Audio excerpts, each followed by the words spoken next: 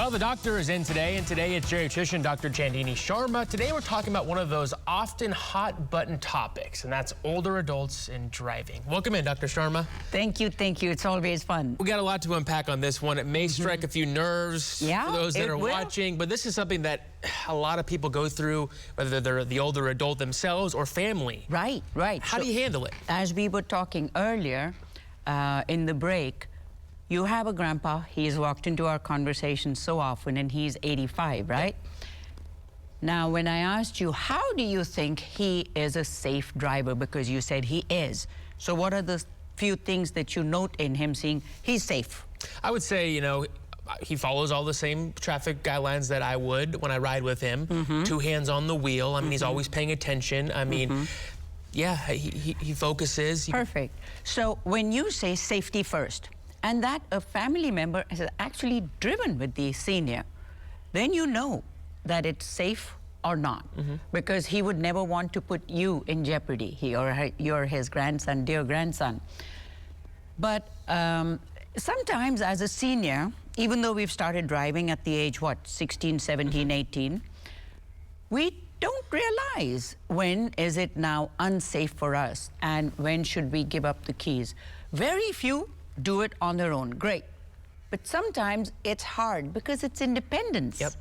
I mean, in our towns and cities, we're not set up with public transport.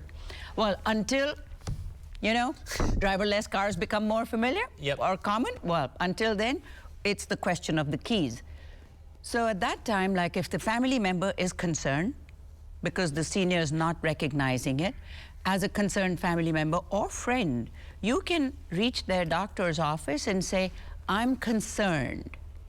You're not violating HIPAA because you are offering information to the doctor. Doctor does not have to reply to you anything.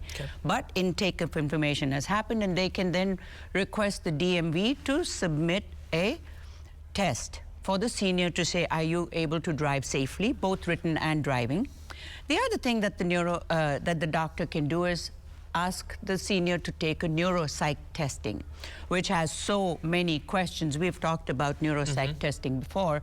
It has so many questions that you ask the senior, and then based on that, the neuropsychologist can say, you are safe enough to drive, sir, please, or ma'am, please continue. Or to say, you know, safety can be breached anytime, and no senior wants to hurt anybody before they want to give up the key. That we all know. Everybody always says, I don't want to hurt anyone. One thing I want to hit on before we have to go, how do you start the conversation with that older adult to say, hey, look, I'm a little concerned about your driving? Best is to drive with them, like you said. You drive with grandpa. If you're driving with grandpa and you feel insecure, your feeling he can't deny. Because if you feel insecure and say, grandpa, I felt insecure driving with you.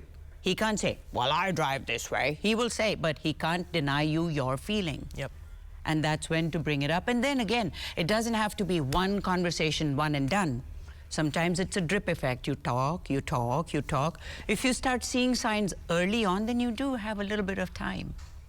Very important topic. Dr. Sharma, thank you as always for being here. We appreciate you. It's always a pleasure.